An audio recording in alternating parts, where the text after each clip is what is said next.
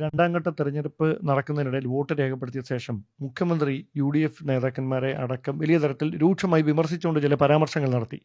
അന്ന് തന്നെ താങ്കൾ നടത്തിയ വെൽ ഡ്രാഫ്റ്റഡ് പരാതിയാണ് താങ്കൾക്ക് ലഭിച്ചത് എന്ന് നടത്തിയ പരാമർശവുമായി ബന്ധപ്പെട്ട് വലിയ തരത്തിലുള്ള വിമർശനങ്ങൾ ഉയർന്നു. ഇത് തെരഞ്ഞെടുപ്പിനെ ഏതെങ്കിലും തരത്തിൽ സ്വാധീനിച്ചിട്ടുണ്ടെന്ന് താങ്കൾ കരുതുന്നു? മുഖ്യമന്ത്രിയുടെ അവഹേളനം ഞങ്ങൾക്ക് സഹായമായിട്ടുണ്ട്. ഞാൻ ആ ഒരു വെൽ ഡ്രാഫ്റ്റഡ് പരാതി എന്ന് പറഞ്ഞെടുത്ത് ഞാൻ എന്താ തെറ്റ് പറഞ്ഞ്?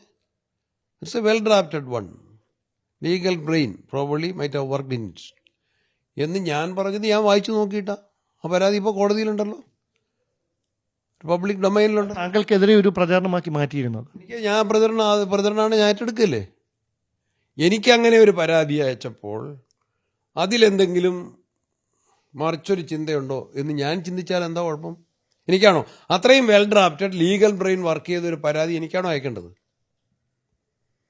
അത് ഡ്രാഫ്റ്റ് ചെയ്ത് അത്തരത്തിലൊരു പരാതി ഇംഗ്ലീഷിൽ, നല്ല ഇംഗ്ലീഷിൽ, എനിക്കറിയാവുന്നതിനും എഴുതാനും പറ്റുന്നതിനേക്കാളും നല്ല ഇംഗ്ലീഷിൽ ലീഗൽ ബ്രെയിനും കൂടി വർക്ക് ചെയ്ത് എഴുതി പരാതി ഡ്രാഫ്റ്റ് ചെയ്താൽ അത് പോലീസിൻ്റെ ഏതെങ്കിലും ഒരാൾക്ക് അയക്കണം എന്നറിയാമല്ലോ. Why it was sent to me. അതെന്തുകൊണ്ടാണ് എനിക്ക് മാത്രം അയച്ചത്?